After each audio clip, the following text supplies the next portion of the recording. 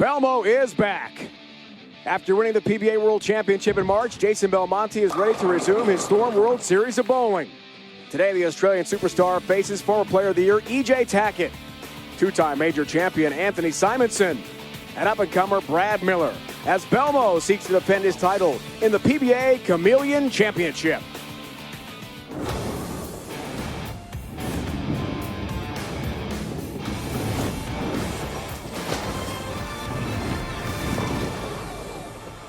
It's just a quick drive from Washington, D.C. with all the history and beauty it has to offer. We're coming here from Bowlero Centreville in Virginia, where tonight we resume the 2020 Storm World Series of Bowling. The Chameleon Championship round for the world's best bowlers will take center stage, all hoping for a PBA Tour title and a place in pro bowling history. We have a great field here. Jason Belmonte, EJ Tackett, two surefire future Hall of Famers, along with young star Anthony Simonson. Brad Miller here as well, trying for his first career PBA Tour title. We start with a seeding round game. High score becomes top seed after that. It's stepladder bowling to determine a champion. Welcome back, bowling fans. Centreville, Virginia, 2020 Storm World Series of Bowling here on FS1. Dave Ryan alongside the Hall of Famer Randy Peterson, joined all broadcast long. Lane-level interviews by Kimberly Pressler as well. Randy, the World Series of Bowling finally back underway. We saw Sean Rash in the Cheetah Championship win his lucky 16th career tour title. Now we move on to the Chameleon. All eyes on Belmo. Jason Belmonte back in the U.S. looking for another championship. Yeah, usually anytime Jason Belmonte takes the lanes, all eyes are on him. The winningest player in major championship history, and also the winningest player in the history of the World Series of Bowling. 20 televised finals appearances for Jason at the WSOB with 6 wins. Soon he'll become the 6-time Player of the Year, and he'll join elite company, tying the late, great Earl Anthony. But make no mistake about it, Rhino, tonight on the Chameleon Championship, all roads go through the defending champ, Jason Belmonte. Look at the most World Series of Bowling TV final appearances, and Belmo at 20. He's won this Chameleon title twice in 2011 and last year. And he's joined now by Kimberly. Thanks, Dave. So, Jason, you've had a lot of success on the Chameleon. You've won it twice before, and you are the defending champion. And this is known to be a very tough pattern. So what is it about this animal pattern that works so well for you? It's a really good question, Kimberly. I don't know. I didn't realize I had as much success on this until we were talking earlier. I just feel like any time that the lanes can open up, and I can move a little further left, it obviously fits into my A game. And this pattern seems to do that probably a little bit more regularly than the other ones. But now we're on television. The lanes don't open up. They're absolutely brutal today, so it's going to be about making good shots.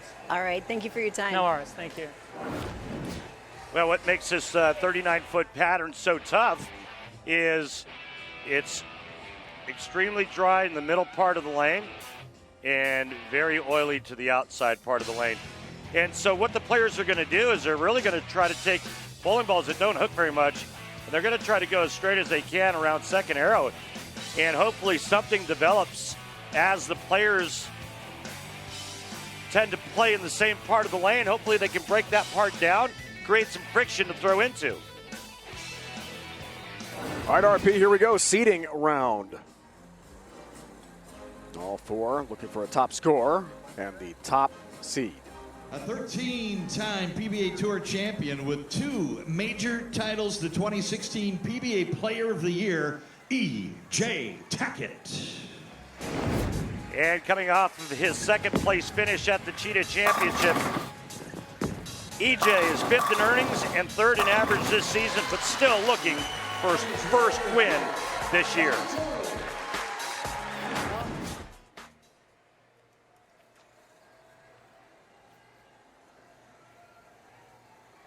Small town, big game. Bluffton, Indiana.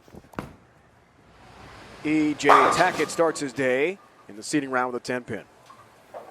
Pretty good opening shot. He's using, what's that ball called? Some kind of polymer, microcell polymer.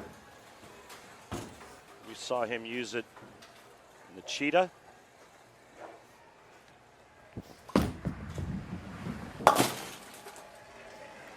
Just trying to go as straight as he can. He said the important thing is to fill frames. He owns 24 PBA Tour titles with a record 13 major victories. The 5-time PBA Player of the Year, Jason Belmonte. Well, we're going to have to wait and see if the lanes are as tough as Jason told Kimberly they were. But again, no one's won more major championships in the history of professional bowling than that man right there. And today he looks for his 25th win.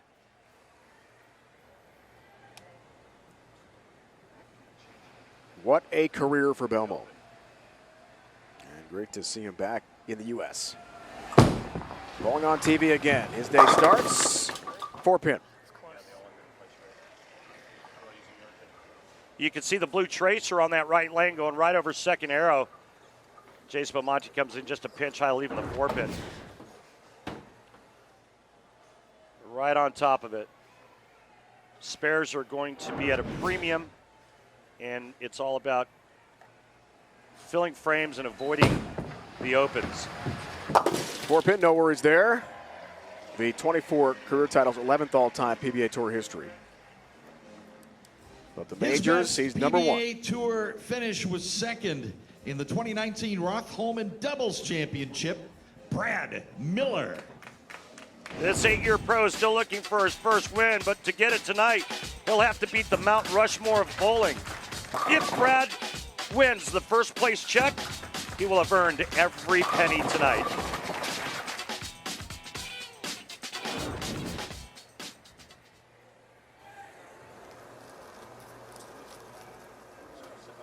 Lee's Summit not too far from Kansas City. And up steps Brad Miller in the seeding round game. We'll see the 4 bowlers for Stepladder bowling after that to determine a winner. Missed the pocket. Yeah, he didn't miss by much. He's a little bit. 5. Yeah, he's a little bit farther right. He's just to the right of the second arrow, and it may have been just a little bit right of where he wanted it.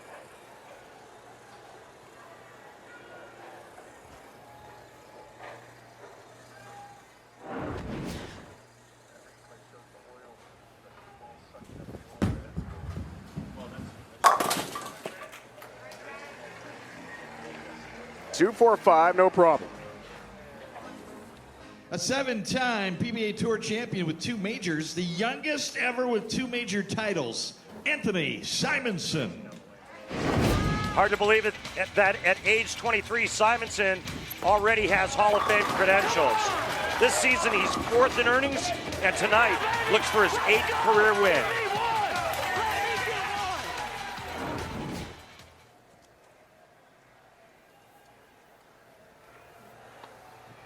Simonson, Brad Miller, Jason Belmonte, all using urethane. Simo's first effort, right at it. And so the question that you probably have, Dave, and a lot of our viewers at home have, is why? Well, the reason is because the lanes are so flat, the oil pattern's so flat, there's no help left or right. So the players are going to throw a ball that doesn't do a whole lot. And then just try to kind of throw it at the 1-3 pocket. Just try to keep it on line, make spares, and maybe get lucky and throw a double or a 3 in a row. Until something develops. Strikes, of course, are fun to watch. But I love watching the world's best try to dissect, interpret, and excel on a tough pattern. I mean, I think you got to ask yourself: do you want to watch if you're watching baseball? No, do you want to watch a home run derby, or do you want to watch a guy throw a no-hitter? Yeah. I mean, this is this would typically be something that we'd see at a U.S. Open. But again, we don't know how the pattern's going to break down based on where the players are playing. TV record. Extraordinary for Belmont. Match 1, seeding round continues, trip 10-pin. Finally got our first strike. We got there in the end.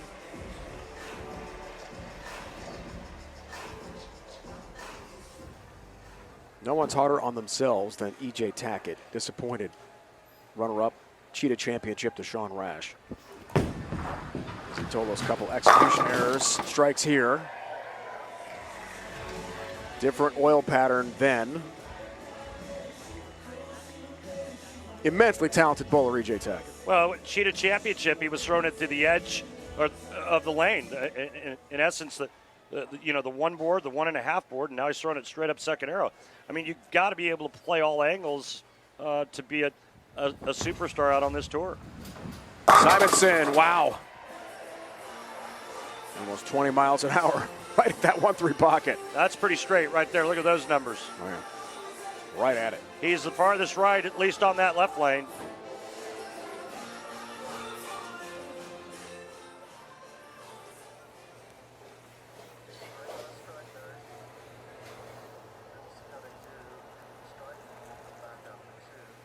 Brad Miller tells us he's worked a lot on the mental part of his game.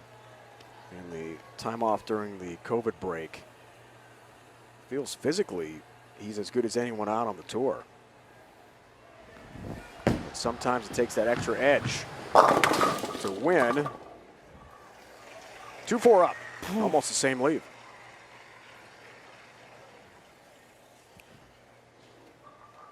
I think Brad needs to go a little bit straighter. It's kind of hard to give the pocket away with his rev rate. One of the advantages he does have is that he can go straighter and take his hand out of it, where the other players, the rev rates are so high, it's a little harder for them to do that.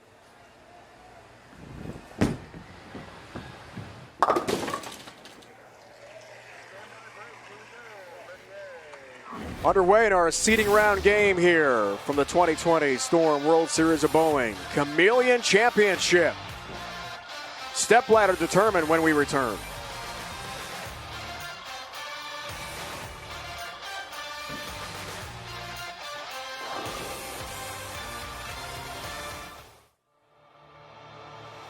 The PBA on FS1 is brought to you by Go Bowling. For promotional offers, tips to improve your game, news at a located bowling center near you. Log on to gobowling.com. By Light Life, the official plant-based burger partner for the PBA. At Light Life, our passion is making great-tasting plant-based food with simple, clean ingredients. And by Guaranteed Rate. Mortgage rates are historically low. Save money at rate.com today. Quick 20-minute drive to Washington, D.C. Time now ready for the Flow Bowling Tournament highlight. Brad Miller, to say the least, up and down. Well, he really struggled in the round of 8, shooting 125 his first game. But he said, his head was spinning, and somehow Brad managed to figure something out. His last 3 games were spectacular. 224, 228, 259 to secure his spot on tonight's telecast. The Flow Bowling Tournament highlight in our Chameleon Championship bracket. Simo, Tackett, Belmo, Brad Miller getting here from the best of 5 round of 8 to the show. Now we're in the seeding round. It's 1 game to determine the stepladder seeding after that.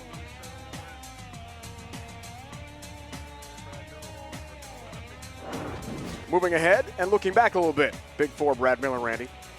Yeah, EJ Tackett left a 4-pin on his double. Belmo struck for 3 in a row. So did Simo, but Brad Miller trying to go a little bit straighter and gets it inside just a hair and pays for it.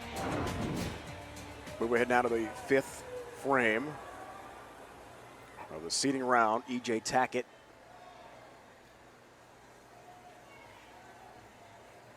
at minus 11 pins. See the max scores to the right. EJ starts the second half of the seeding round game with a 7-pin. Every one of his shots have been in the pocket, but EJ only 2 strikes to show for it.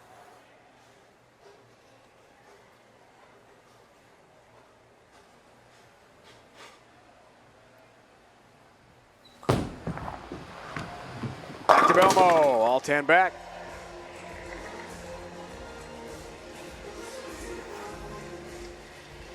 And Simo outstanding in the first half of this seeding round game. 4-bagger for Belmonte. Simo looking for a 4-bagger. Tackett's got the 7-pin and it's spare. It's a great look at scoreboard here. You see what the max scores are for all the players, and then you can also see what each individual is trailing by. So Belmonte right now is the leader. However, Simonson, if he strikes in the 5th, he will pull even with Belmonte. A lot of work to do for Brad Miller, but as we saw in that recap a moment ago leading into the TV show, Brad was all over the place, then got really consistent late in the round of 8 to win it. Strikes here. Yeah, nice shot there after the open.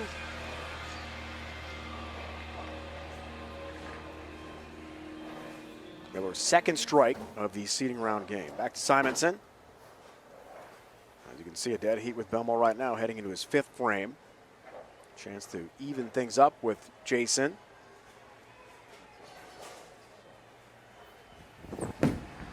In search of a 4-bagger. Right at it. And again, that ball speed. Look at that, Randy. 20.1 miles an hour in the RPMs. Woo, cooking. Well, position at the arrows and then the position at the break point basically says he's throwing the ball with the grain of the wood. I mean, it's perfectly straight through the front part of the lane. I mean, it almost looks like he's going right to left, and it's just straight up the boards.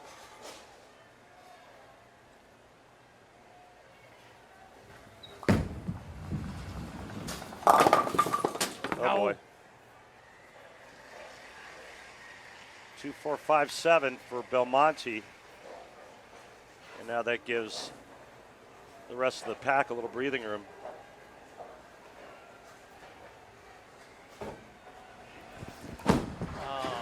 Back to EJ. Does strike. We're in the seeding round here to determine the stepladder final. These top 4 bowlers. Top seed, of course, will just play the 1 match. 2 majors this year, up to 13 in all-time record. Absolutely a lock for the Hall of Fame. And for his 6th Player of the Year award. What a season for Belmo. Covers nicely. That's a good cover there.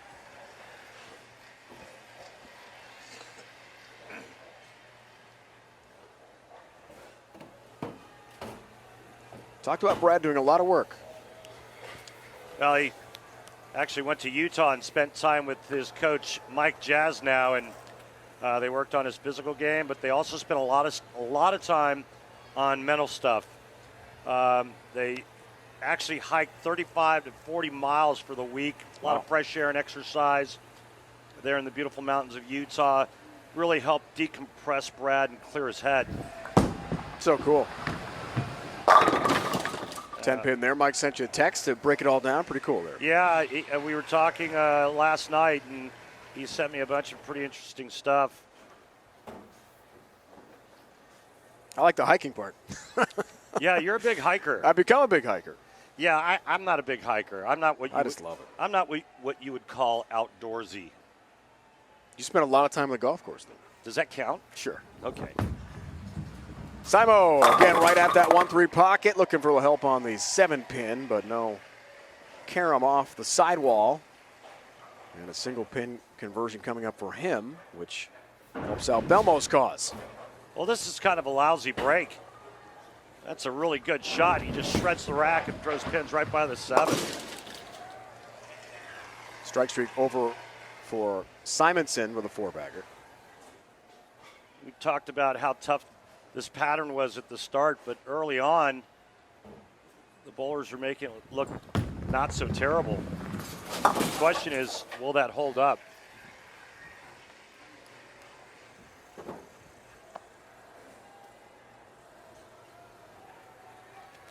It's going to be pretty tough for Miller to get out of the 4th slot right now. So looks like he'll be in that first match in stepladder bowling after our seeding round of match number 1. World Series of Bowling format. Sean Rash started off with the Cheetah Championship here in Centreville. Strike for Tackett. Tackett a finalist to Sean, who won his 16th career title here. As the World Series of Bowling resumes, started back in March in Vegas at South Point, where Belmo took yet another major. He wants to win his third career Chameleon Championship. Aha! Pocket 7-10 denied. Check out this. 7-10's up, 7-10's down.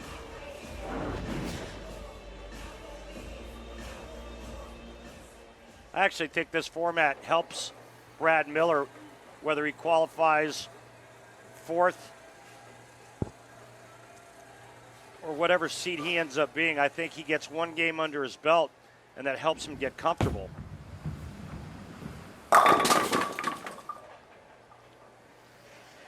He's inching farther to the right. You can tell that by these numbers here. Just a couple of flat 10s late. But you know what? If he finds something late in this game, he might have a good run.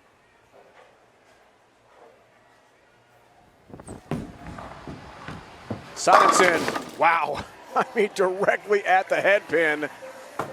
And over 20 miles an hour, shredding the rack again. Yeah, that's bringing the heat. Anthony's never won the Cheetah Championship or Chameleon Championship. There's a 10 pin for Brad. Prior to Belmonte winning in 2019, Liz Johnson, USBC Hall of Famer, PWBA Tour star, won this event 2017.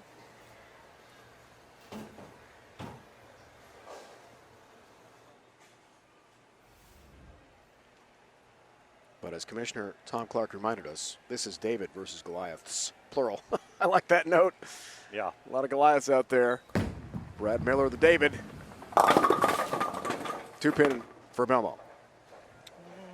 Yeah, he got that one too far to the right. And maybe a little fast.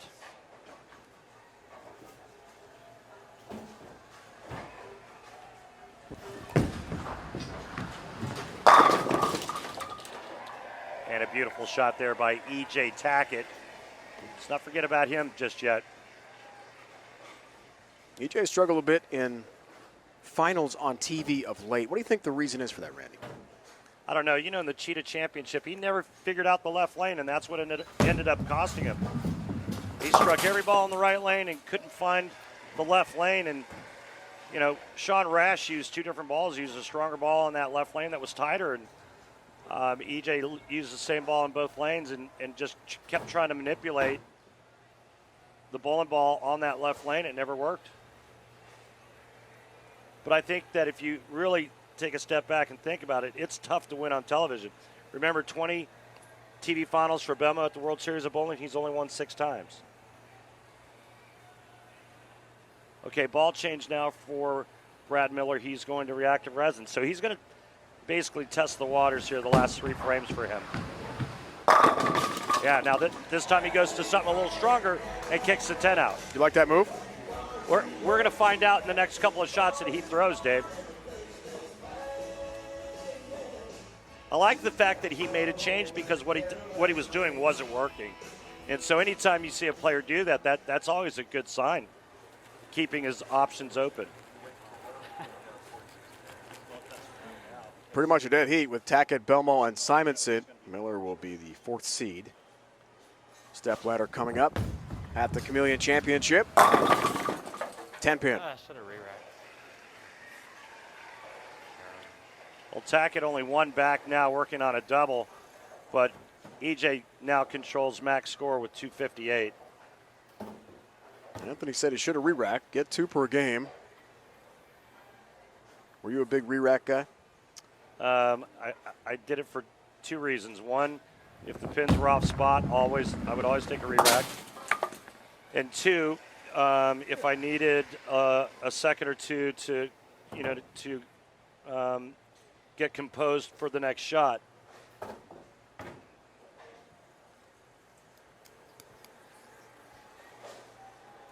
Foundation frame here, EJ Tackett. Looking for a 4-bagger. And put himself in the lead in this seeding round game. He, Belmonte, and Simonson almost neck and neck. Great shot. Great shot.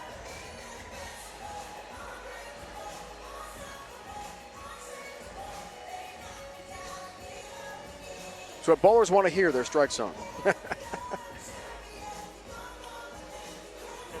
So Tackett is the leader now through his 9th frame. Can they hear their strike zone on the air? I got you.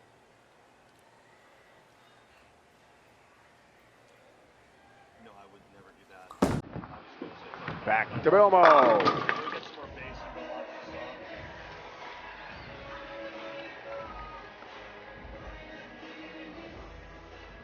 Strike in the 9th for Jason Belmonte. See the max scores. It is close. Except for Brad Miller.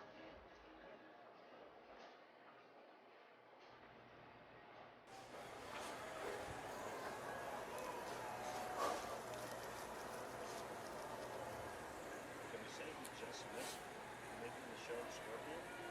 Even though it's because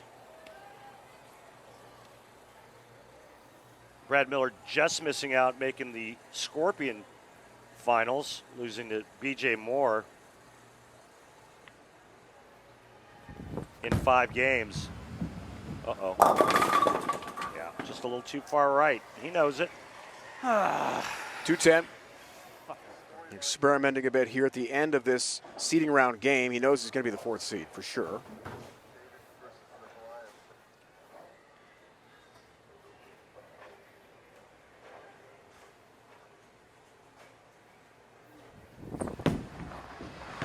Ninth frame, Simonson.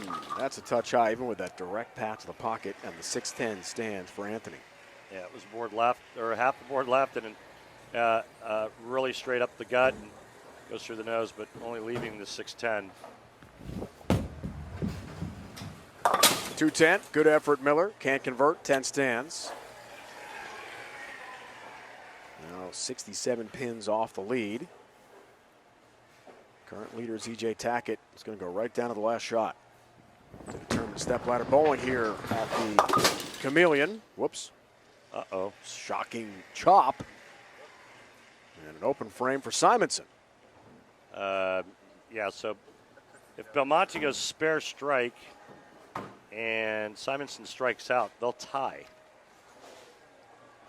First, they'll have a 1-ball roll-off for the determining the seeds for each player.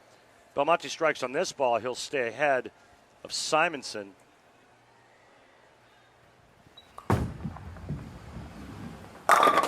Oh, come on. Whoa, nope. Wow.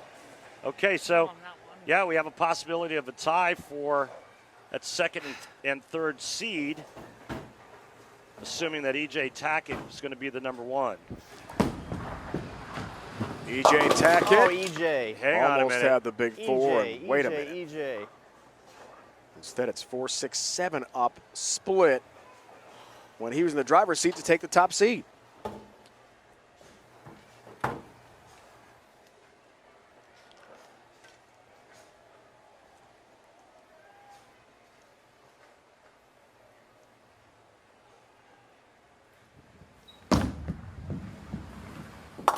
Ten-pin Belmo, no worries there. So Simonson with the open frame.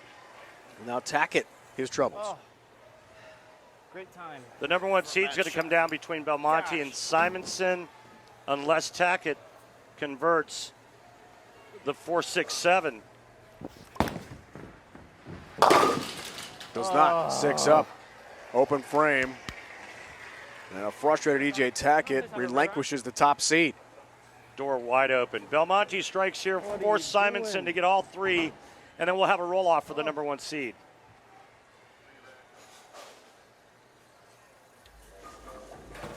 Belmo calls for a re-rack. Wow, did this thing turn the corner quickly, didn't it? Looked like it was going to be all EJ Tackett with Simonson with an outside shot, and then the big split, or excuse me, the chopped 6'10" for Simonson and the big split for EJ Tackett. And all of a sudden, this man right here can be your number 1 seed. Belmo wants some carry. Leaves a 10-pin. Simonson needs all 3 to be the number 1 seed by 1 pin. If he does not strike on this first shot, Belmonte will be your 1 seed, Tackett your 2 seed, and Simonson will fall to the number 3 seed. Between the 3 titans of the game, very exciting seeding round here in Centreville, Virginia. He's going to wrap things up here.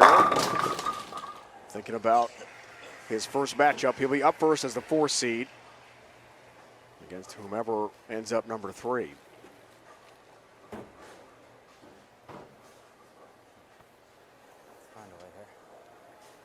Simonson from the Dallas area originally, but now lives in Vegas. He's helped developing a very chic bowling center now. Tie. Sure was. Guess what? Now he's not, well, he's going to go to the 3 seed. Belmonte's your 1 seed, Tackett your 2 seed, and we'll have an opening match featuring Brad Miller and Anthony Simonson. So Belmo will be the top seed. Wow.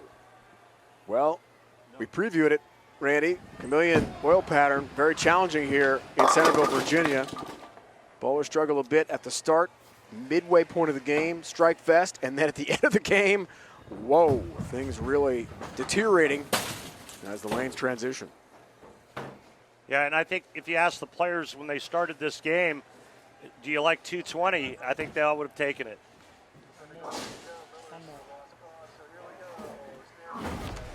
Belmo's your top seed, Randy. Belmo is back. He's back. He's your number 1 seed. He's the winningest player in the history of the World Series of Bowling. Will he win again? Stick around and find out.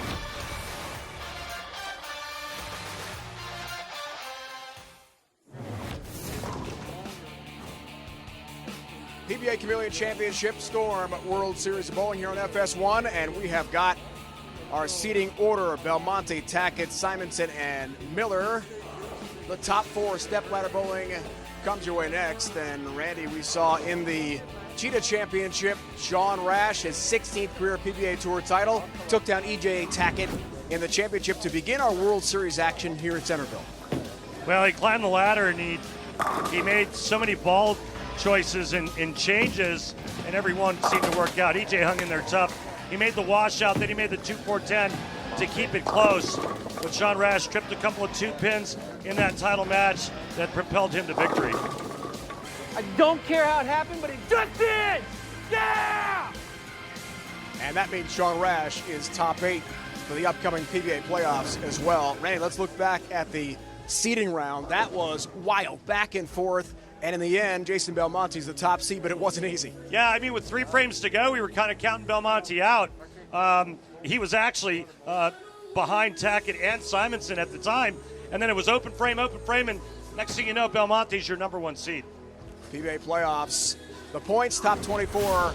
That's where everyone wants to be to make the upcoming competition. Jason Belmonte, number 1, of course, with O'Neill, Simonson, and EJ Tackett to follow. Sean Rash is, as we said, the victory in the Cheetah Championship, top 8 to get a bye in the upcoming PBA playoffs.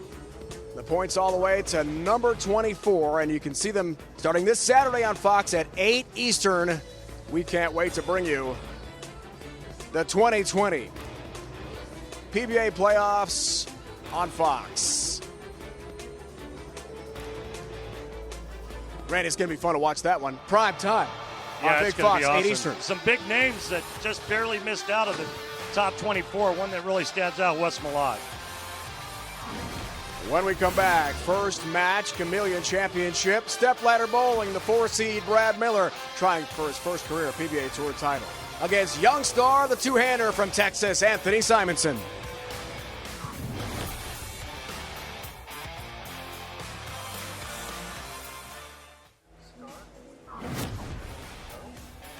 You're watching the Storm World Series of Bowling here on FS1. Dave, Randy, Kimberly with you from Centreville, Virginia. Here is the second match. Now that we're through the seeding round, time for step-ladder bowling. Winner moves on. Loser goes home. Simonson Miller, head-to-head. Very challenging conditions here at Bowlero. Whoa. Simonson goes with the ball change to start this opening match with Brad Miller.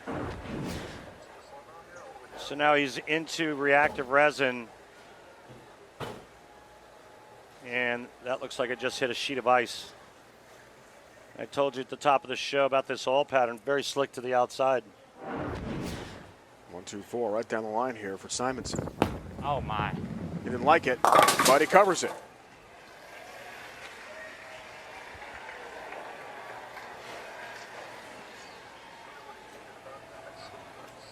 Well, he thought he missed it left, and he threw it hard enough, and that plastic ball didn't hook an inch.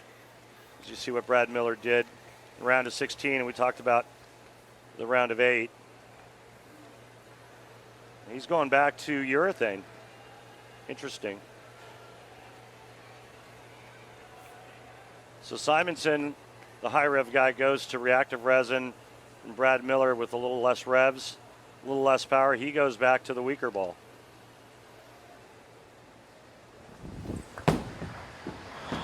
He didn't like it. Look down. It's a high shot that leaves the 6-pin. Just early hook right there in the front part of the lane. That's created by the excessive amount of surface these urethane balls have on them.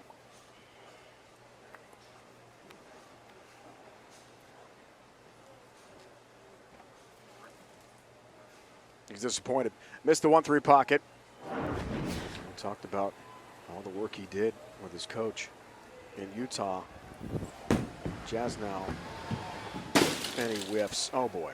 Well, that mental training and emotional stability under pressure is going to be put to the test here. Big time. You know, I made a few shows in my career where I got on television and I knew that I didn't have a shot to shoot 180. And I'll tell you what, it's one of the scariest feelings on the planet. You just, I mean, you have no idea what to do, where to stand, what target to look at, or how to throw it. Forget about what ball to use. And it's like being out on an island all by yourself. That's better. Labels that one 1-3 pocket. Maybe relaxing a bit. Star of the Brad and Kyle show on YouTube channel. It's been very successful for those two young bowlers.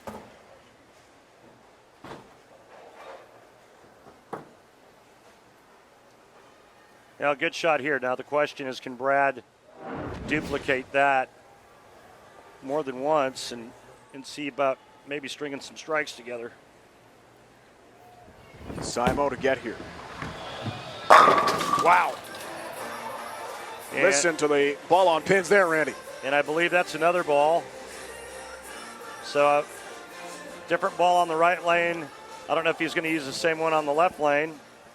And it does appear that he is. You play a ball to go that straight.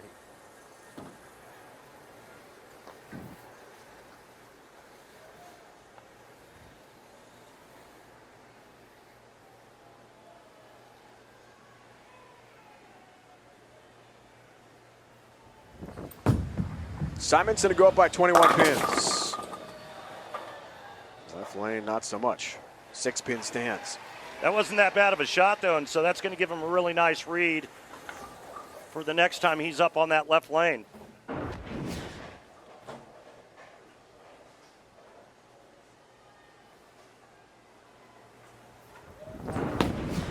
Make that one.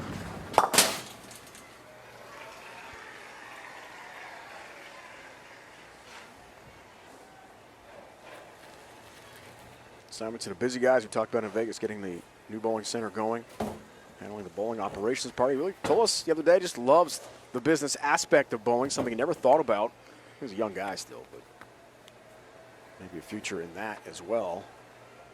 Not just a star on tour. All right, Brad steps up needing something positive. And goes back to the reactive resin on the right lane. Can cut it to an early 1-pin deficit with a strike here, but that comes in high again. Just misses the 1-3 pocket. 3-6-10. I think he just had a little too much hand in that shot. And I think the location and where he's trying to play, but I think he just hit it too hard.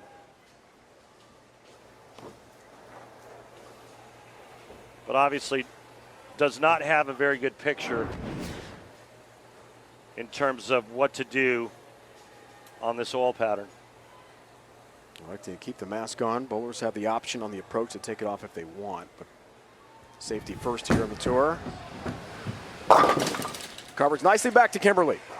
Thanks, Dave. So Brad told me that he's feeling much better about being on these TV finals due to not only working with his coach, like you and Randy mentioned, but also because he learned a lot from Norm Duke while competing in the PBA League with him this last week.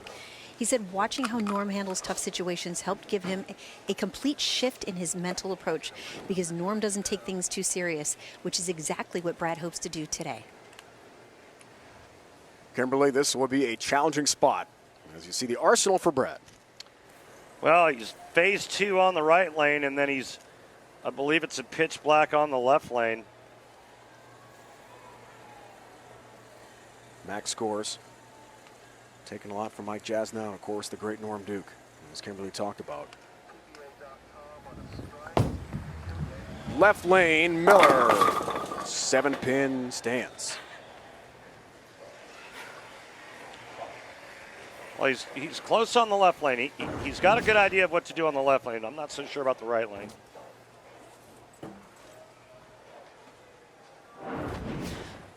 Have you watched the YouTube channel, the Brad and Kyle Show? It's pretty good stuff. Yeah, they've got some great content on there. Put a lot of work into that. They shoot a lot of those videos.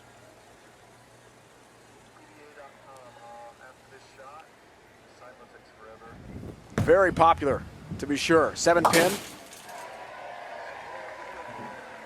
Head to PBA.com to check out the PBA Pro Bowling video game. The game features the top PBA pros, real equipment, authentic oil patterns, more than 100 tournaments, and online play. Now available for the Nintendo Switch, PS4, Xbox One, and for your PC. Simonson, fourth frame, gets the 9.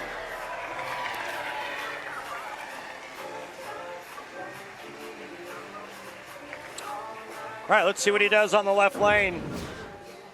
Nice little break here, tripping the 9 forward. Being unchallenged by Brad Miller thus far, though, so that gives Simonson a little breathing room. Wild Streak is his orb of choice.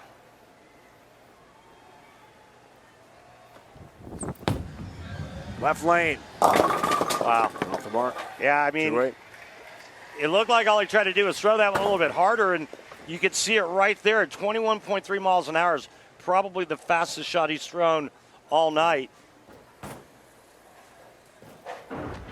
We told you they were tough at the top of the show.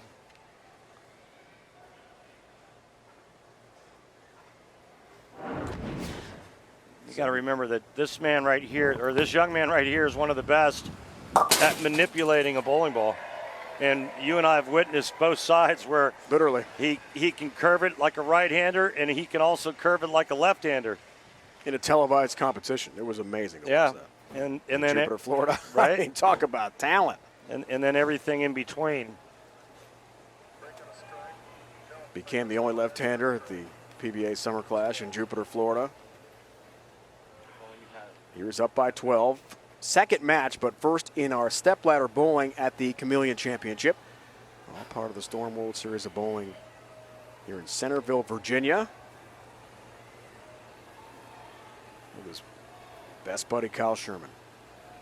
Hey, Dave, another ball change for Brad Miller. Seen a lot of those, haven't we? Right lane, trying to find a look. Gets a bump on the 4. Down it goes for a strike. And he's taking a long look, isn't he? Well, that's the analyzation after throwing the shot. So now he goes, okay, well, I stood here, I looked there, I threw this one really good, and then it went high and I tripped the 4-pin. And then all the calculations start. And that's just for that lane. Now he moves to the left lane and goes, all right, well, what the heck do I do here? He's been up and down. Bottom line, though, only a 12-pin match, so he's right there. And a chance to cut it to 2 here in the 6th frame. He's been doing a lot of ball changing. Well, this is back, the urethane on that left lane for him. And he's actually found the pocket the last couple of times with the urethane on the left lane. I think he left a 10-pin in the 4th, but yeah, there it is. It was a 10-pin. How about that? All of a sudden now he's got a double. Fish. If you fish long enough, you're bound to catch something, and that's exactly what Brad did. We're halfway through match number 1. Brad Miller, Anthony Simonson going at it. It's a 2-pin match. Lots more to come.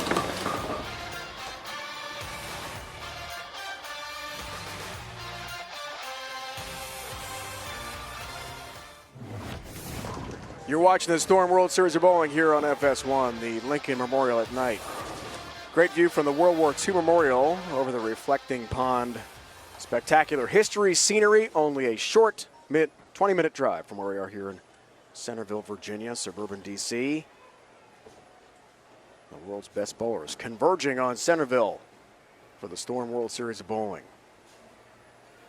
Some great history in Simo's past on his resume. And out of the TV timeout, a big strike for Simonson.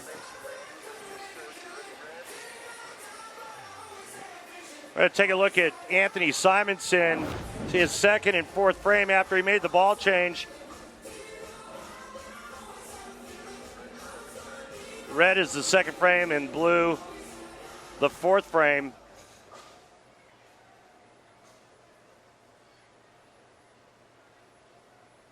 Right now striking on the right lane and not on the left. So what is the adjustment?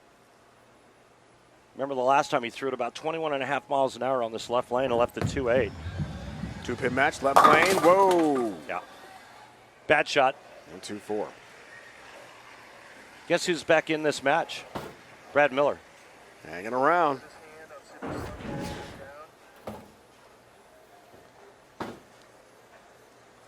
It looked like he just got it too far to the right and missed it at the bottom of the swing.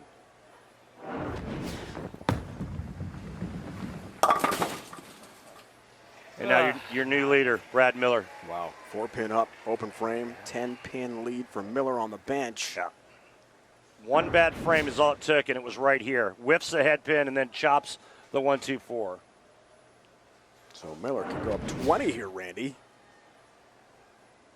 In his 7th frame, looks for the turkey. Max numbers, look at that. 248 for Brad Miller in search of his first career PBA Tour title.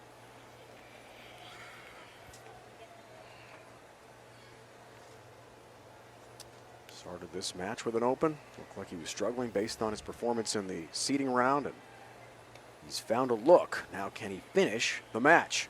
That's the question.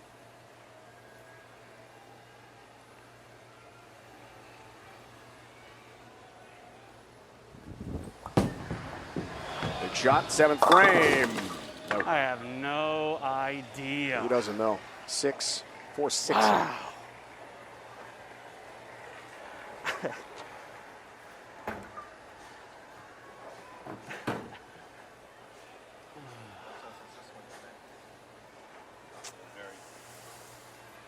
Well, if you look at the strike track, that was definitely inside of the last shot that he threw on that lane. This time, 4-6 through the nose for Brad. Gives it right back to Simonson. Wow. And Brad is looking to try to do something that he's never done in his career, and that's win a game on television.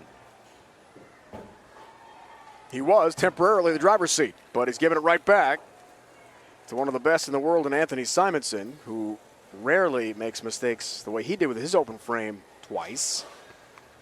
But Brad struggling on that right lane, looking for answers.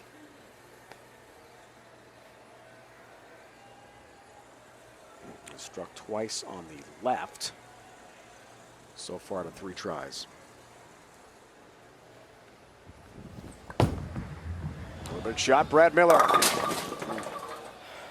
That ball hooked in his backswing. Balls.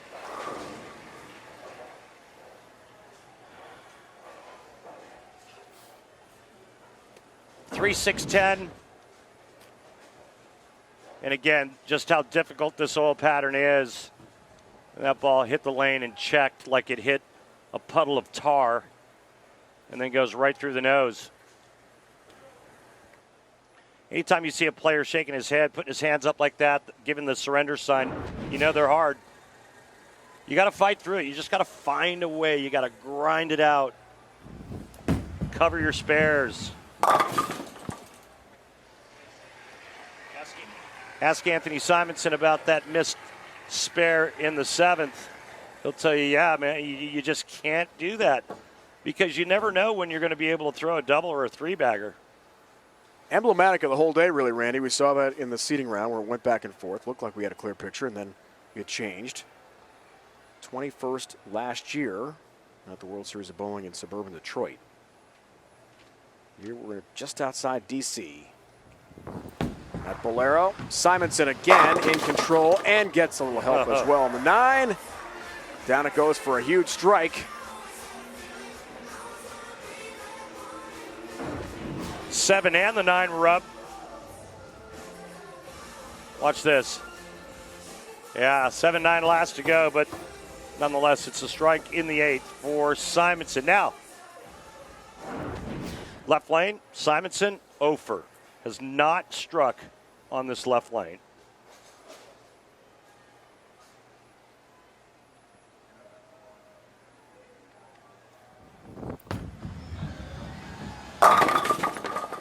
Gets a little help across the deck. And there's that strike he was seeking on the left lane. Big strike.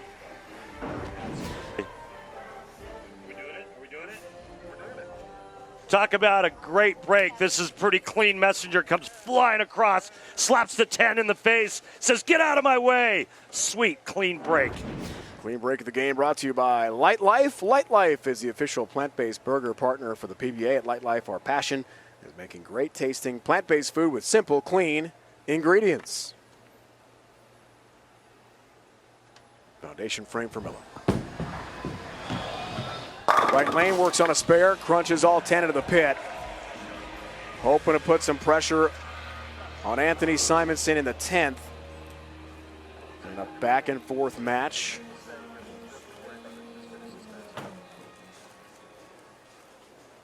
EJ Tackett, Belmonte still a weight up the ladder. EJ is the 2 seed. Top seed Jason Belmonte trying for his 25th career PBA Tour title. Max score 218 for Simo, 204 Brad Miller. Brad Miller strikes out in the 10th frame. He'll force Simo to throw the first strike and then get good count. It's not over yet for Brad Miller. The way this show's gone, anything can happen. A lot of possibilities.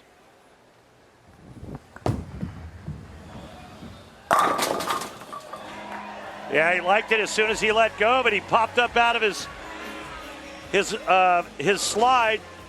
Usually when a player does that, it's either a really, really good shot or a really bad shot. That time it was really, really good. So he doubles up now. That puts him in the 190s, the low 190s. Simonson currently in the high 190s. We talk a lot about the Jazz camp working with Mike Jazz now.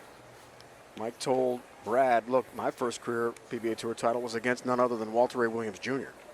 So you're going to face some Titans on TV. You're going to have to knock them off if you want to win a championship. Well, here we go. The moment is now for Brad Miller. Well, he's got 2 opponents. One is the guy sitting down in the chair behind him, and the other is the oil pattern.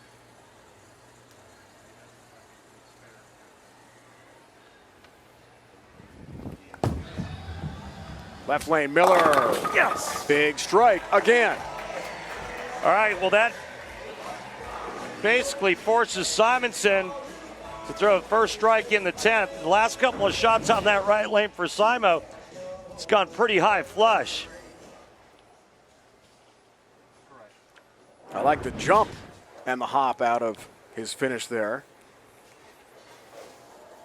Well, I like the fact that he executed nicely there. And his last 2 shots have been as pure as you can throw him for Brad, who's struggled for so many frames just to find something he liked to get to the pocket.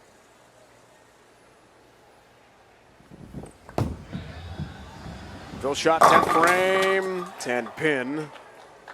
Stands for Miller. All right, stage is set. Brad did all he could do there. He hung in there. He grinded it out. No, I'm saying they're re-racking the left lane. Simonson. Re-rack. Excuse me, Dave. Simonson strike in 8.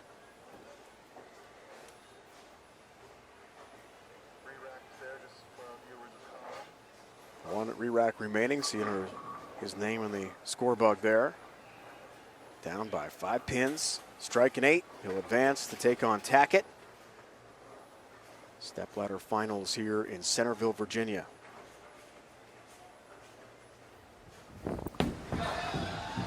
Needs the strike. 9 pin. Well, I mentioned it while Brad Miller was up that Simonson has been going pretty high flush. Remember, he tripped the 9, then the 7-9 went late. And this time, just an awful break, leaving the solid 9 to lose. Brad Miller wins. Success on TV finally for Miller in search of his first career PBA Tour title. Next up, EJ Tackett. Great match on the way from Centreville, Virginia. Miller climbs the ladder.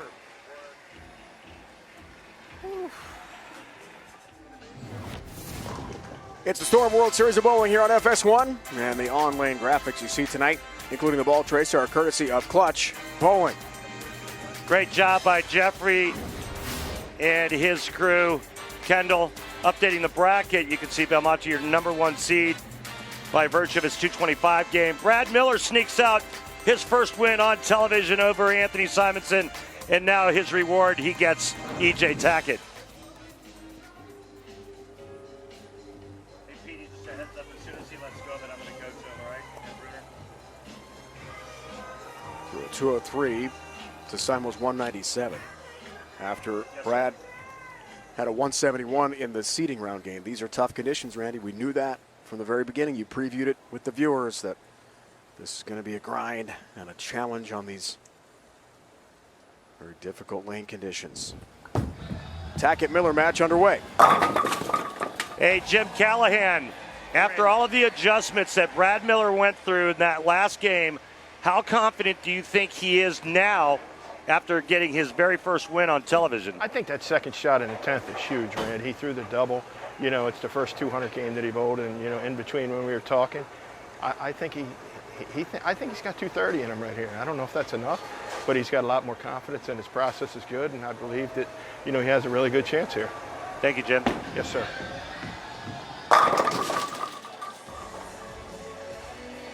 Great insight from Jim. Great shot from Tackett.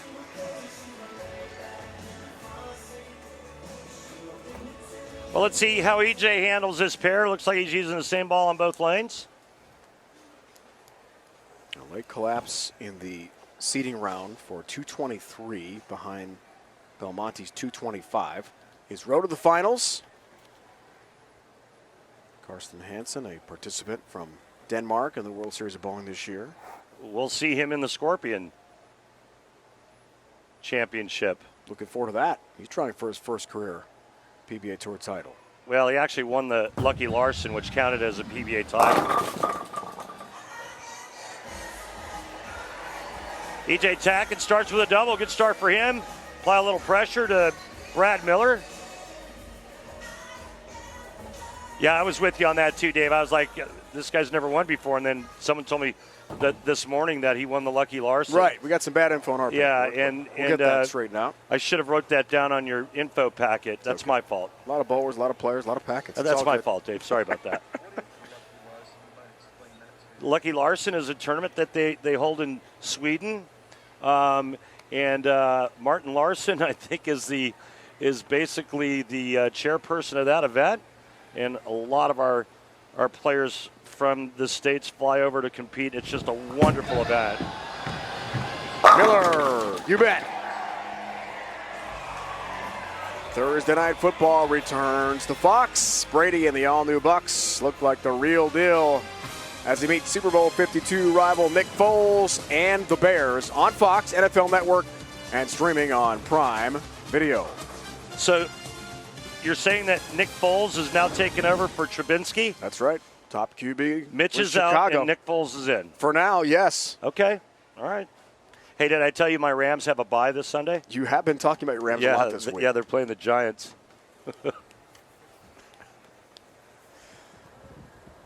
You just never know in the NFL. Oh, wait, that was last week, right? When does this air?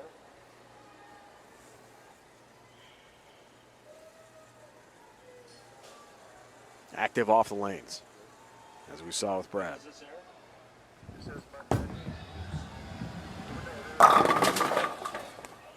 Tap on the 10. He'll take it.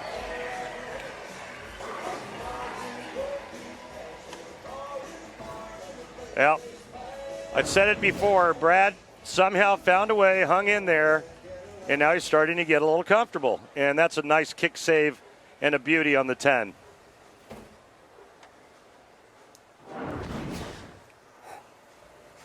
Remember, it wasn't too many frames ago, Dave Ryan, when he said, I have absolutely no idea.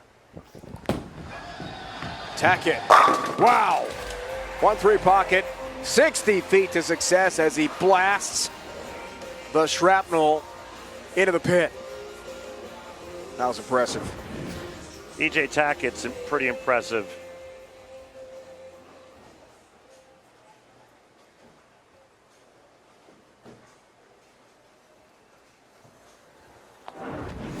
He's had no chance, Randy. None at all. Sorry, Dave. Yeah, he's one of the most dynamic players out here. And, just super fun to watch and an amazing athlete. Made the Cheetah Show. Lost eventually to champ Sean Rash in the finals. Wants to win the Chameleon now. Recently switched back to 15 pounds. He said, USBC passed a new rule that went into effect August 1st about not being able to use weight holes or balance holes in bowling balls anymore. Well, because the World Series of Bowling was contested back in March, we revert back in this event, the animal patterns like cheetah, the chameleon tonight, and then scorpion, the players are allowed to use extra holes, balance holes. But the reason why EJ went back to 15 pounds is because of the differential, which basically tells the ball how much it can flare. They're a little bit higher in the lighter balls when you go from 16 to 15, and that's why he did it. Perfect start continues here. The second half of that story is EJ said, since I can't use balance holes anymore, I'm going to have to manipulate it more with my hand, and going down a pound makes it much easier to do that. As we take another look at Brad Miller's shot there for 4 in a row. That was beautiful on the right lane. And so now Brad's comfortable. I mean, he knows what both lanes are giving him, and now it's just execution.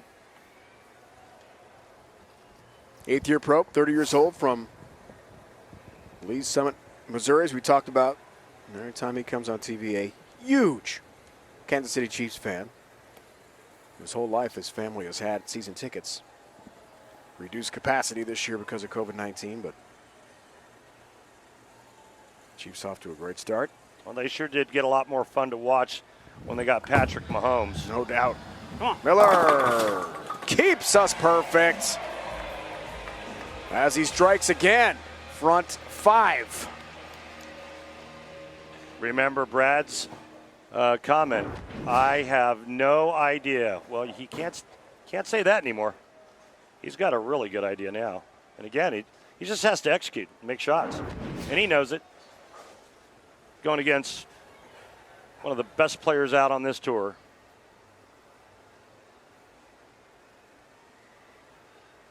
Tackett looks very comfortable right now.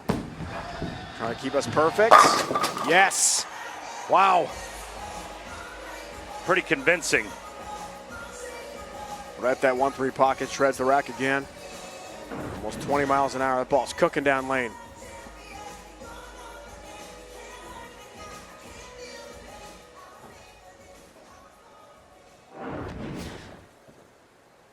We're hearing a lot of the strike songs here. 5 for 5 for each. Arsenal for EJ. Tank blitz.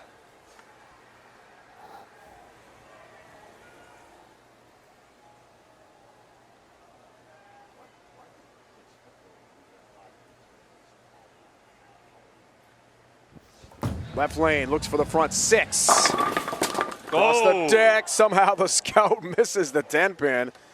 And that messenger was moving. Well, you know what? You can see that by the line, the red line there. He got this one wide, and watch his reaction as soon as he lets go of it. He knew that it was going to be right at target, and it just comes back and rips the rack. Watch this. Oops. Kind of unlucky there. Halfway home here, Randy. Brad Miller trying for his first title is perfect, but he's got to take down EJ Tackett. No easy matter. Yeah, tall order for any player, but Brad Miller right now is looking pretty comfy. Lots more action to come from Virginia.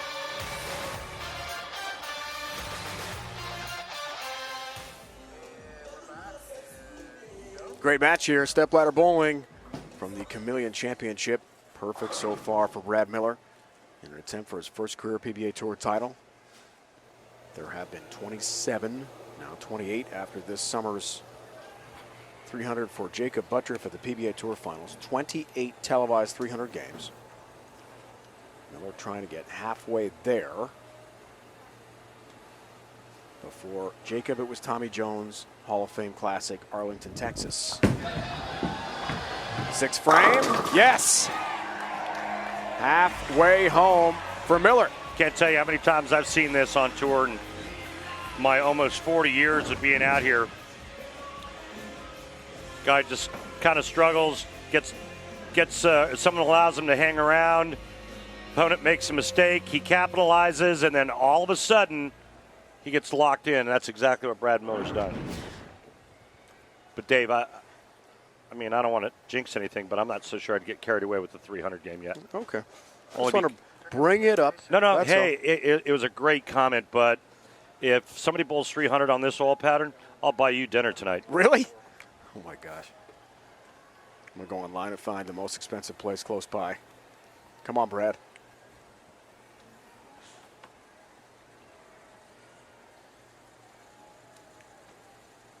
Looks for the front 7. Go up by 21 pins. No dinner for Dave. Darn it. 10 pin, but a good shot from Brad. Yes, it was. And he's doing exactly what he has to do is just keep the ball in play and make your spares now. He's first spare he shot at all games. So if he converts here, he'll maintain a 10-pin lead.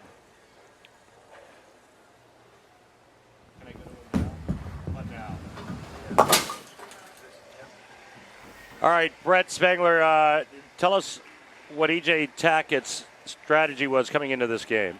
You know, we had a pretty open mind because we didn't know if it was going to be resin or if it was going to be one of those microcell balls. But the way that they broke down with the guys in the first match, we ended up sticking with the microcell, and you know, we're hoping to maybe get a look at the resin, maybe on the fill ball. Thanks, Brett. Yeah. Good insight. He didn't like it. Was crossing over almost a Brooklyn strike. 6-10 up for EJ Tackett, not happy in the right lane. You can see that red line was definitely inside of his last successful shot on that lane by a good 2.5 boards. Just the 6-10, so not a lot of damage as long as he converts. This is the point, Randy, where EJ struggled a bit on TV last few times out. He hasn't won on the PBA Tour since last summer. And we called the PBA Tour Finals in Las Vegas. At Red Rock.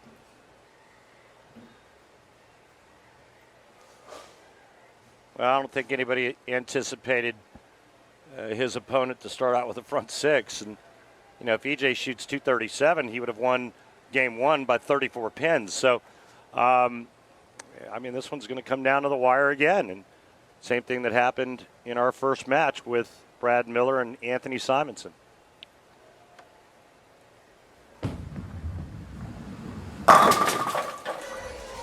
Pretty good there. Quite a response, left lane. Tattoos the rack. All 10 into the pit for EJ Tackett. This is a beauty. Just to the right, a second arrow, and pretty straight and tight line to the 1-3. Those pins are falling fast, even in slow-mo. Yeah. I mean, just crushed it. By the way, I was thinking about surf and turf. Had I gotten the free dinner from it. Well, you don't have to think about it anymore. Big lobster guy. Yeah, I bet. Crab legs, maybe. That works too. Great match here. We're in for a really good finish. Stepladder Bowling Chameleon Championship, Storm World Series of Bowling here in Centreville, Virginia. 8th frame. Up 12, works on a spare. Another shot, now a big shot. Miller, yes. Well, Miller gets to finish on that right lane in this match, and I think the right lane has really turned into kind of a pretty good lane. Take a look at Brad Miller and how he's playing these two lanes. Left lane is in blue, right lane in red. Remember, reactive resin on the right lane and the urethane ball on the left, so that's why there's much more angle on that right lane. You can see the launch position's a good 5 boards difference and then 3 boards different at the arrows. And that's because of the difference between reactive resin and urethane bowling balls.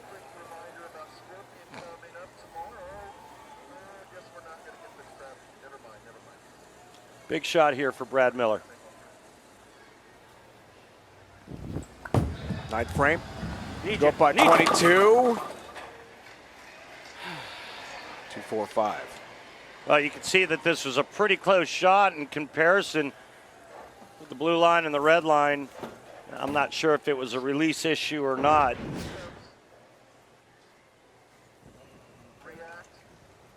Look at the oil ring on that bowling ball. 2-4-5. He's working on a strike, so that's the good news because he doesn't lose any count. Bad news is EJ Tackett can strike out and shut out Brad Miller. Covers nicely. Spare of the game brought to you by Guaranteed Rate. Mortgage rates are historically low. Save money at rate.com today. Brad Miller, Randy comes through.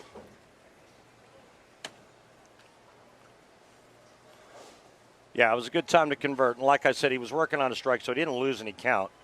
259 max score for Brad Miller. 267 max for this man right here, EJ Tackett. Big shot here in the 9th. Set up the 10th frame. Cut it to a 2-pin deficit. Coming in high. Almost had the big 4. How did that overhook? Just has the 4-pin. That ball looked like it hooked early. How did that overhook?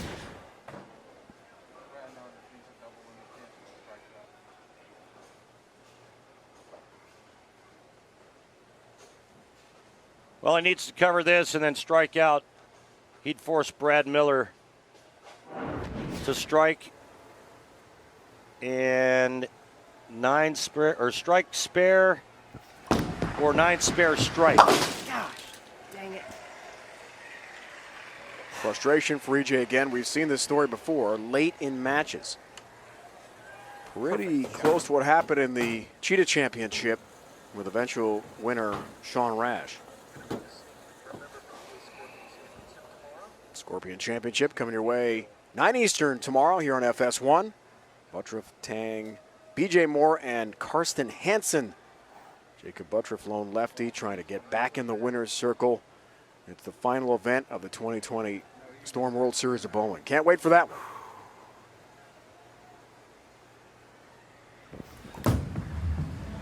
DJ, strike left lane.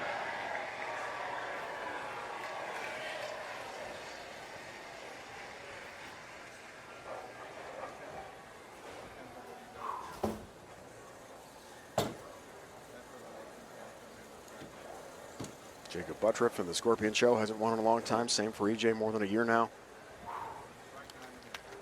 Here comes the pressure shot to try to put some more weight on the shoulders of Brad Miller.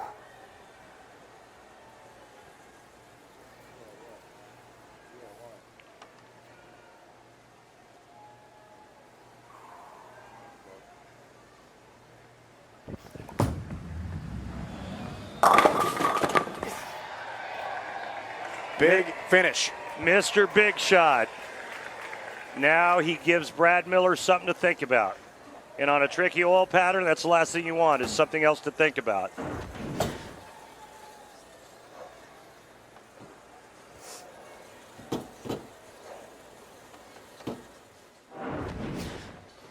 You had a great comment about EJ in late, and you're right. It was like what happened in Cheetah, only this time it was on the right lane, back-to-back shots on the right lane where he didn't strike and, in fact, didn't hit the pocket.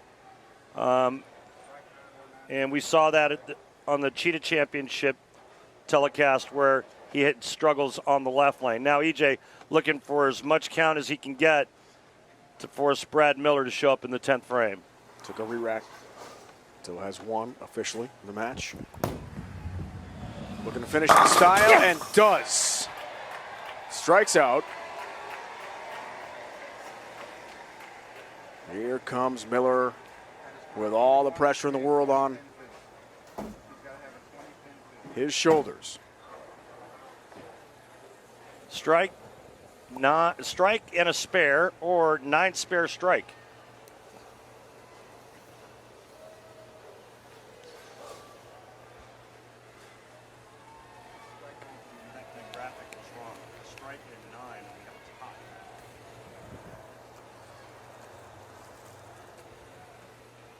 Yeah, so the graphic was incorrect. Strike and 9, we have a tie. It's a strike and a spare, or 9 spare strike.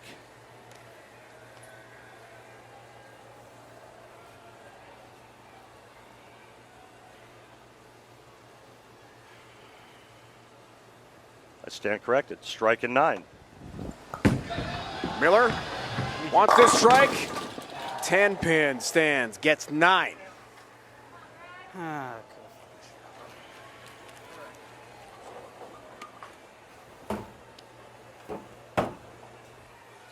He's got to convert here and then strike on his fill shot. If he makes this and gets 9, we have a tie. First the 10 pin, then the strike. Step by step for Miller.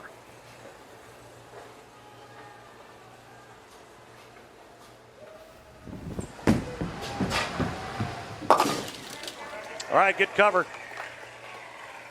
So he's 1 strike away from bowling for the title for the very first time in his career, and that'll happen against Jason Belmonte. But right now, anything less than 9, and Brad Miller loses. EJ Tackett did his job, striking out in the 10th frame to force the action, and now it's up to Brad Miller.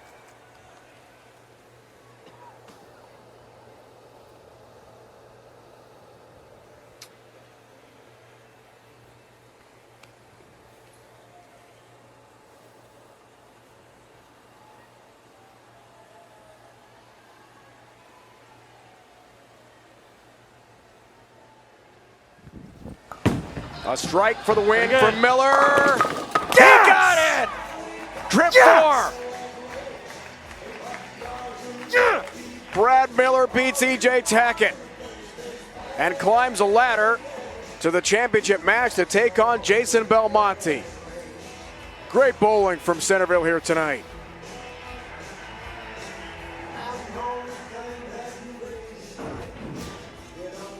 Well, the biggest break of his career happened right here in front of us, folks.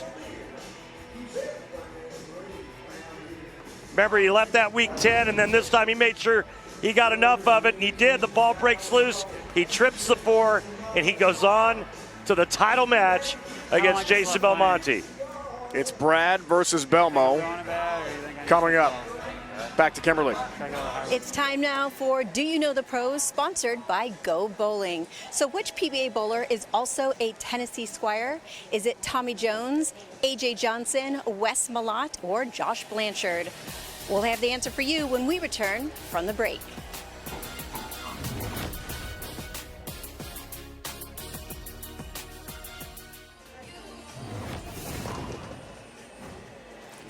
Now it's time to give you the answer for Do You Know the Pros, sponsored by Go Bowling.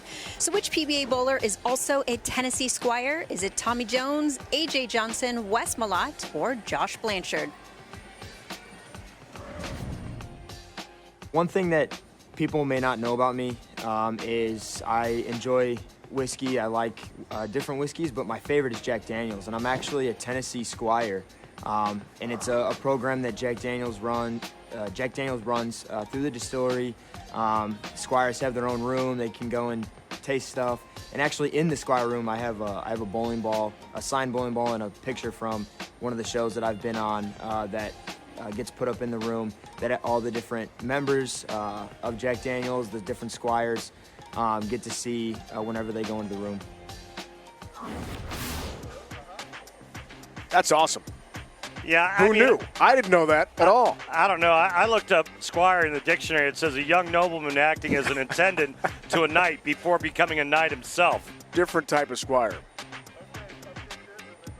Updated bracket, Jason Belmonte, top seed, looking for yet another PBA title. Would be his 25th. Brad Miller's never won a PBA Tour title. Maybe that changes here tonight in Centreville, Virginia. Jason Belmonte knows about winning at the World Series of Bowling. Done it 6 times in his Hall of Fame caliber career. He's up next.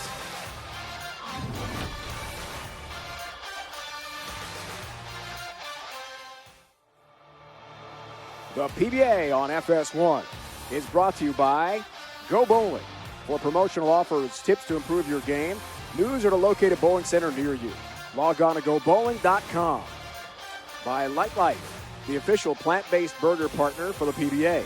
At Light Life, our passion is making great-tasting plant-based food with simple, clean ingredients. And by Guaranteed Rate. Mortgage rates are historically low. Save money at rate.com today. A short drive from downtown D.C. Centreville, Virginia. Here we go. PBA Chameleon Championship at the Storm World Series of Bowling. And the tail of the tape here, Belmo and Miller. Randy, how do you break these two down? Well, the numbers are pretty obvious. I mean, you see what Jason Belmonte's done in his illustrious career, and Brad Miller looking for his first ever title. I talked about it at the top of the show. Underway with Belmo, 4-pin. We will not have a break in this championship match, so you'll see it in its entirety from start to finish. Belmo's had a long break after the seeding round, put him first by only 2 pins over EJ Tackett. EJ just fell a moment ago to Miller after Brad knocked off Anthony Simonson. Miller only at 171 on the seeding round game. He's knocked off 2 of the best in the sport. En route to the title till here.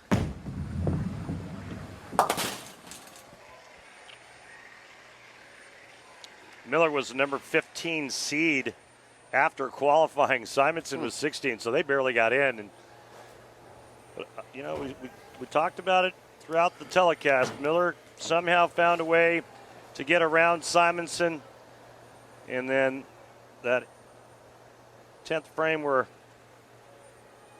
he tripped the 4-pin, and now he's bowling for the title.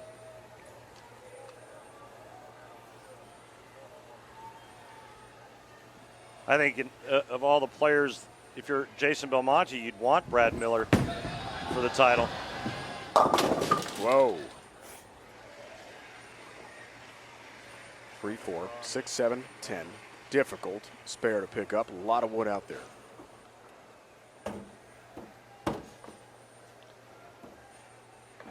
Well, Brad's going to try to get his bowling ball over here to the right side of the 3-pin and cut it over into the 4-7. The ball will take out the back 2 pins, the 6 and the 10.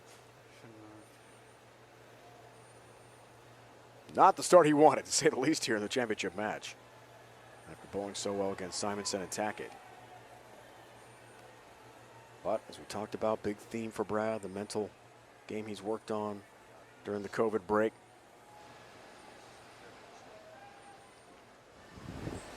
Tested again here. Championship match. Can't cover. 4-7 up. Open frame.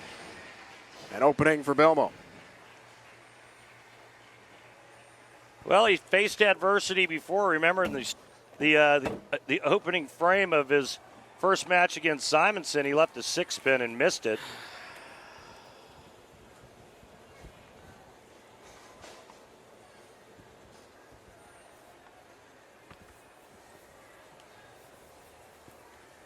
Somehow still found a way to win that game. Real tight 248 the last game, but it's not the way you want to start against the world number one.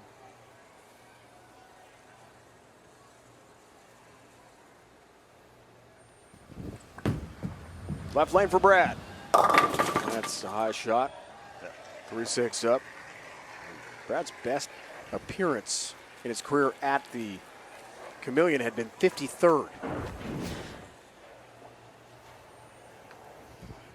So it's a remarkable run of the championship match, but he's got to find a look here, Randy, very quickly.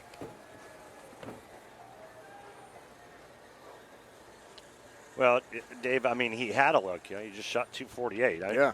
I mean, that shot there hooked early. The shot on the right lane, I think he just got it in, so it was a bad shot.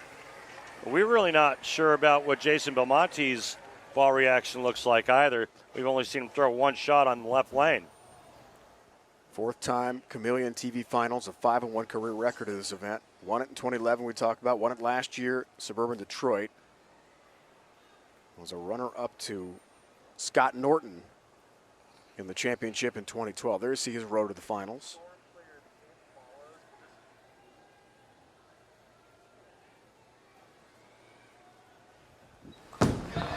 Belmonte trying to take advantage. Miller's early struggles. Good shot, 10-pin stands. Jason Belmonte going with urethane on both lanes. Remember, Brad Miller's throwing reactive resin on the right lane and urethane on the left lane.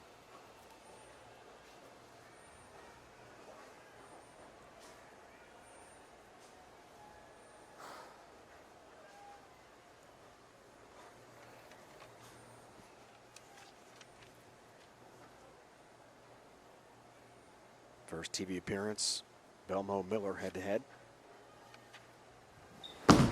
Two-hander from down under has not got it. He whiffs on the 10-pin. Didn't commit to it. And it's an open frame for Belmonte. Wow, what a surprise. That's it. Unbelievable. Brad Miller gives him the nice opening in the first, and Belmonte turns right around and gives it right back to him. Okay, that's a major headline early, first couple frames of this championship match. Thought it was interesting that Brad Miller did not warm up during the break when Belmonte was getting his warm-up shots on the TV pair. Brad just sat and watched. Coming off a great game, didn't want to mess with success maybe. All right, Belmonte trying to rebound from that open, does strike. That's a good bounce-back shot.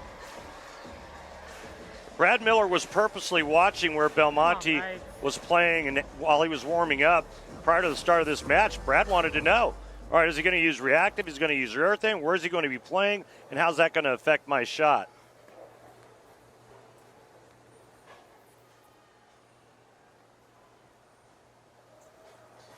PBA playoffs, Brad Miller lost to Don Barrett. That was last year. One series of bowling leading to the PBA playoffs. Top 24 are in. Top 8 get a bye. Sean Rash got a bye via his win in the Cheetah Championship here in Centerville. Top 8 finisher. Miller, whoa, crossing over, gets a Brooklyn strike. Next stop, Prospect Park, Brooklyn. It's the deepest we've seen anybody all day long. And he doesn't get it far enough to the right. Remember at the top of the show I told you how flat this pattern was in the middle, meaning that there's friction in the middle part of the lane, and he just found it.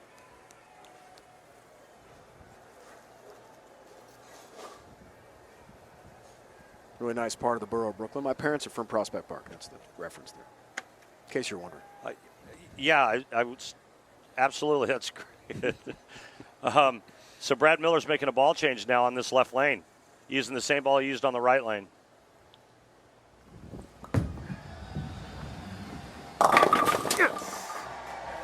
Well, I'll tell you what, that's a real fortunate double. So he goes Brooklyn, trips the 6 out, makes a ball change on the left lane, comes in light, carries this little light mixer, and all of a sudden now he's got the lead by 10.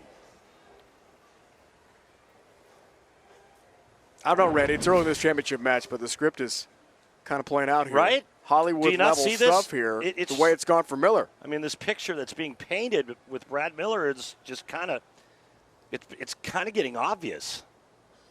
From a 171 in the seeding round match to now a lead against Belmonte championship match. That's a much better shot. Right lane, no reason to even worry about that 10-pin.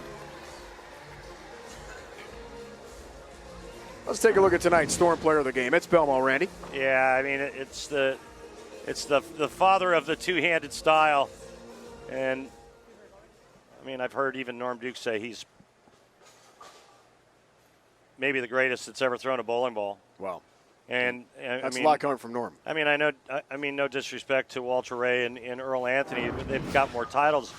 This guy's got 13 majors. And I think his record was like he's made the show in more than half of the majors he's bowled. And then somebody put up a major championship record of Tiger Woods and Jason Belmonte. And Jason Belmonte's record is better in majors than Tiger Woods. Wow. That's an amazing comparison. And some high praise for this guy. Back in the U.S., here's his arsenal. Pitch black on both lanes. Take a lead. Whoa. High shot. That's trouble. 3, 6, 9, 10 up. Well, this ball hooks early on Jason Belmonte and goes through the nose. That could be what Brad Miller saw and why he got out of the urethane ball and went to resin and moved in. He's got to get this back pin out, that 9-pin. So he's going to throw that hook ball into the 3-6 and hopefully covers that back pin, the 9.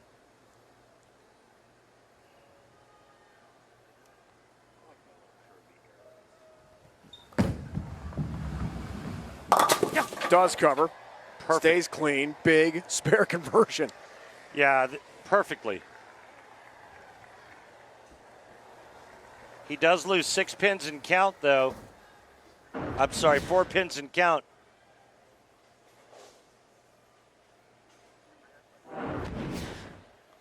So we go from all tied up to Belmonte being down 4.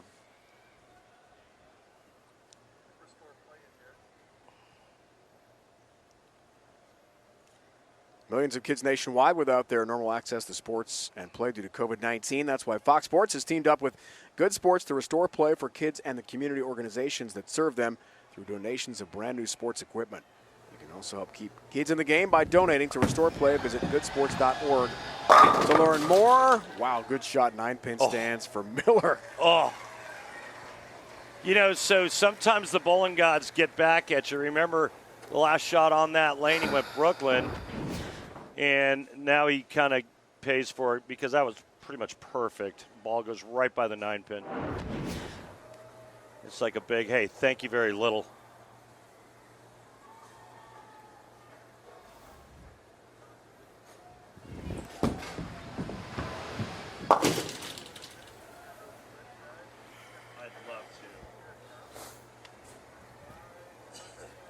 Miller, 3-pin lead. Other finishers, Randy, some great competitors in this Chameleon Championship. Yeah, really, they really were. Jesper just missing out. Chris Prather, Smalls, Pontus, O'Neill, Buttriff, who we'll see in the upcoming Scorpion show. Chris By, there's Karsten. We'll see him as well. Frankie, Thomas Larson, Josh Blanchard. We're going to miss him out here on this tour. And Beef Stew, Stu Williams. Josh Blanchard retiring. That recently.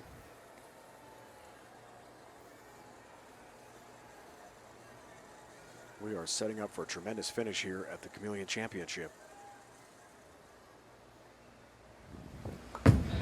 Left lane. Wow. Same thing that Belmonte left on the same lane. 3, 6, 9, 10, Randy. Amazing.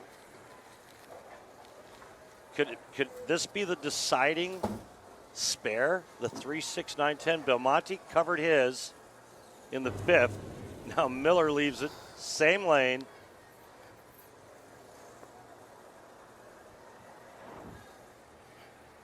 If he does convert, Belmonte will take a 1-pin lead when he gets up in the 6th frame.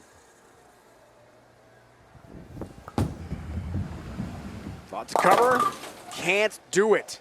The 9 stands. Open frame. Huge break for Belmo on the bench. He's now got a 12-pin lead. 3, 6, 9, 10, in my opinion, is the hardest non-splitter washout to try to convert because of that back pin, the 9-pin. We've even seen players now starting to throw backup balls at it, straight balls at the 3-9. Unless you're bowling on an easy pattern where there's friction to the right, that's a tough bugger to try to convert. 2-time champ in this event, also runner-up. He wants the hat trick of championships at the Chameleon. Belmo, good shot. 10-pin. Yeah, I was inside just a board, and then it hit a little bit of extra oil and pushed a little bit farther down the lane, and that was the end result would be this ring 10. But good shot nonetheless for Jason Belmonte. You see that right in between 2nd and 3rd arrow.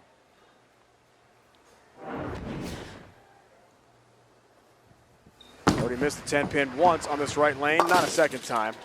Not now for Belmo. Okay. And Covers has his mark through 6. This is the one. Let me see your shot.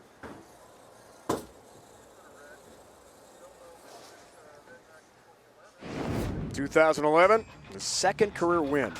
Randy, you called this. South Point in Vegas. Going back 9 years. Different look for Belmo then, but greatness was just emerging, wasn't it?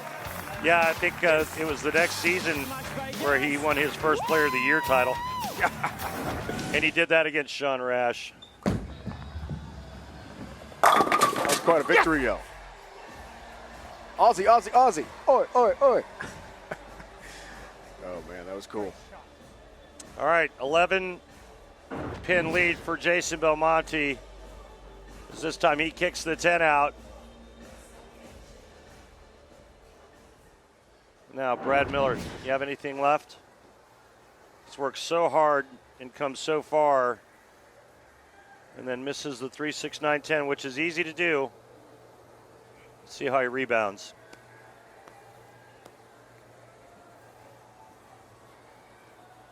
Biggest point of his career right here. Trying to stay in it. Down 11.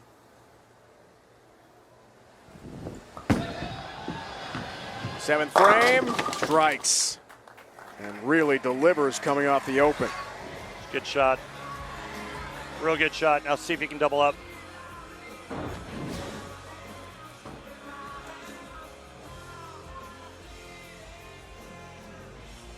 Really starting to use his hand. By the way, I just got a text from EJ Tackett saying that he thinks this show put him over $1 million in earnings. So congratulations to EJ Tackett on that milestone. Fantastic. What a career for EJ. Already accomplished and still to come. Well, our main theme, we talked about all day, Randy, with Kimberly, was David versus Goliaths for Brad Miller. Couple Goliaths dispatched. One remaining. Can he overcome the largest of them all? And Jason Belmonte. Let's find out. Left lane. Another big shot. Miller, 10-pin. Boy, that was so close to being so good.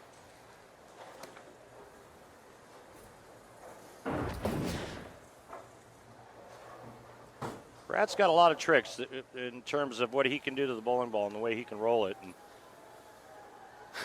pretty good for a flat 10.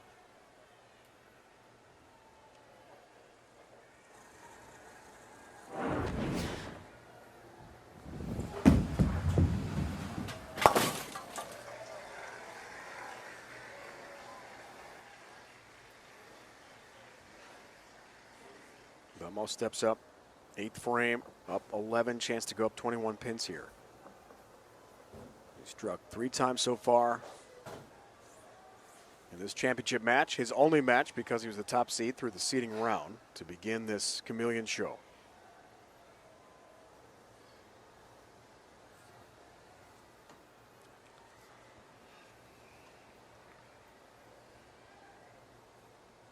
One strike so far in the right lane. Big shot, Belmo delivers. Steps up there cooler than a polar bear's feet and just throws a double right at Brad Miller to increase his lead to 21.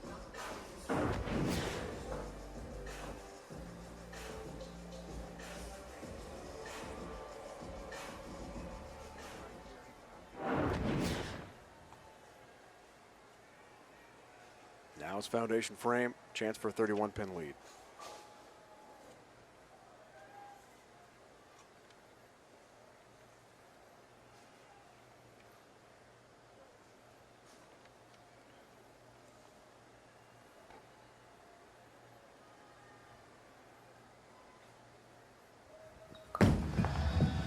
Belmo.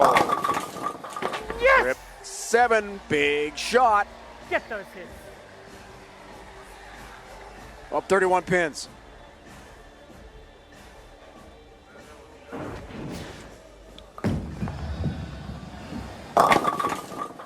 Yes! Get those hits. Big time players step up in big time situations is exactly what Jason Belmonte just did. Brad Miller now, in my opinion, must strike situation to have any chance at all. He has to strike out.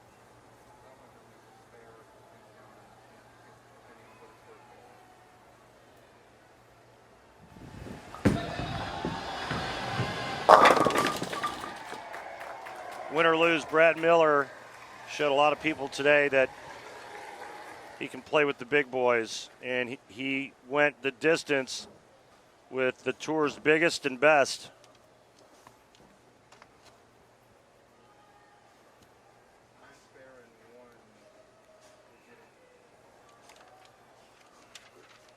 A lot of Goliaths to knock off in this field of 4 to begin the Chameleon Championship. Belmo hoping for another win this year. Already has 2 majors, U.S. Open and the World Championship on his resume for 2020.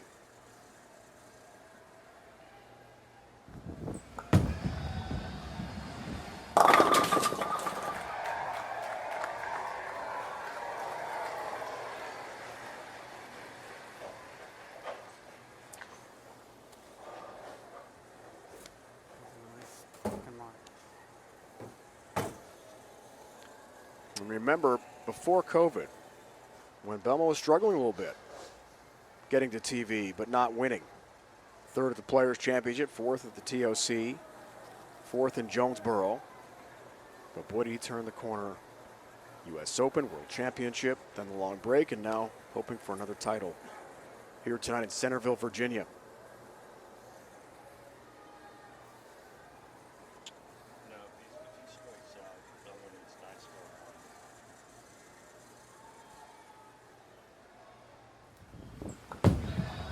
Miller steps up and strikes. Shot. Get him off.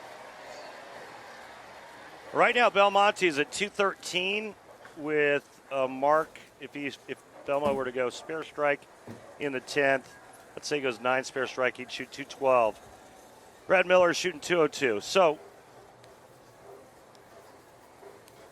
Brad Miller with a strike here will force Belmonte to get a mark.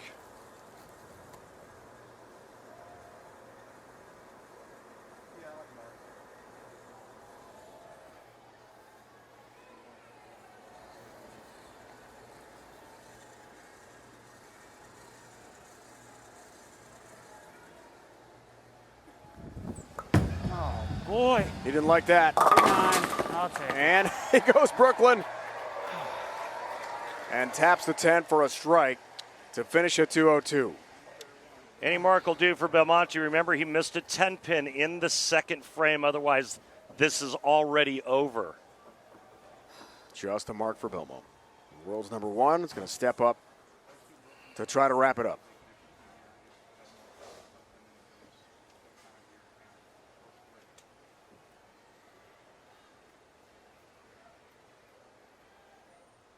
That is correct. If he goes non-stirred better, he gets stay high.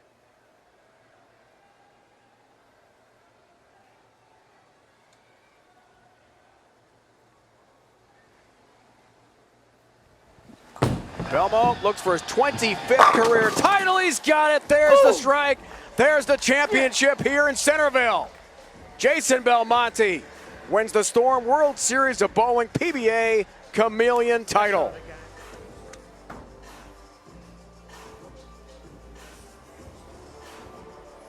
Well, there's no question in the world why this guy is number one. And I mean, it's just so good.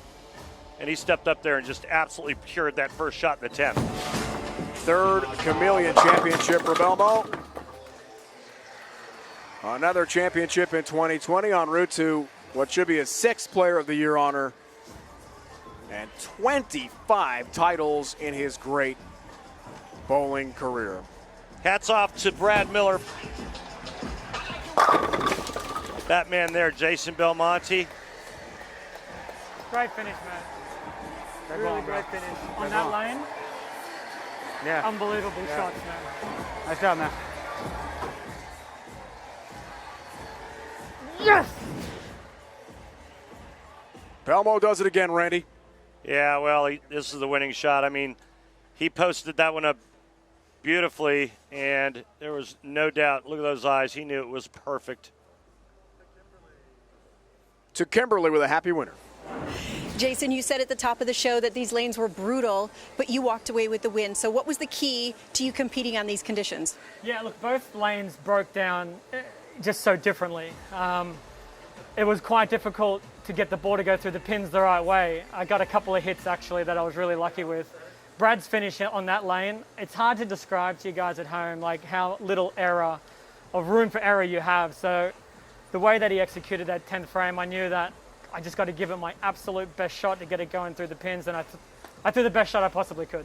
Well, you are walking away with a win, but you know what? This win today makes it 25 PBA Tour titles for you.